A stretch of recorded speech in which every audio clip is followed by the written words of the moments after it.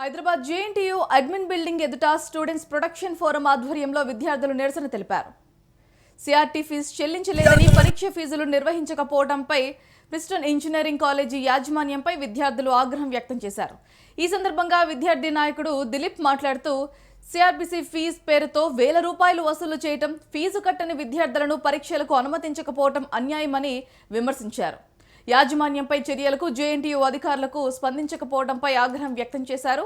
విద్యార్థులు కాలేజీ యాజమాన్యం దిష్టిబొమ్మ దహనం చేశారు. జేఎన్టీయూ అధికారులు తక్షణమే విచారణ జరిపి చర్యలు తీసుకోవాలని కోరారు. ఆయన కోర్టుకు పోయి యూనివర్సిటీని వేధించే ప్రయత్నం ఉంటే మేము కూడా విద్యార్థులుగా మేము హైకోర్టు చీఫ్ జస్టిస్ కి మేము కూడా రాస్తాం. మా యూనివర్సిటీ మంచిగానే చేసింది.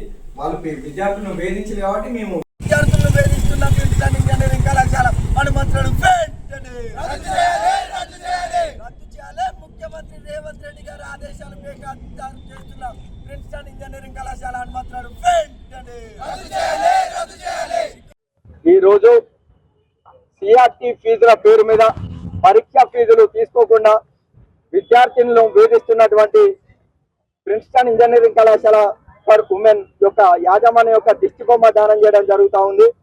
ఈరోజు సాక్షాత్తు రాష్ట్ర ముఖ్యమంత్రి వర్యులు గౌరవనీయులు రేవంత్ రెడ్డి గారు విద్యార్థులను ట్యూషన్ ఫీజు కోసం కూడా ఇబ్బంది పెట్టొద్దు, మేము ఫీజు పట్టాలు విడుదల చేస్తాము, విద్యార్థులను చదువుకోకుండా ఎందుకు ఇబ్బందులకు గురి చేస్తూ ఉన్నారు అని చెప్పేసి ఆగ్రహం వ్యక్తం చేస్తుంటా ఉంటే ఈరోజు ప్రిన్స్టన్ ఇంజనీరింగ్ కాలేజ్ యాజమాన్యం ఈరోజు విద్యార్థులను సిఆర్టీ ఫీజు పేరు మీద జేఎన్టీయూ నియమ నిబంధనలకు విరుద్ధంగా సిఆర్టీ ఫీజు వసూలు చేయొద్దు.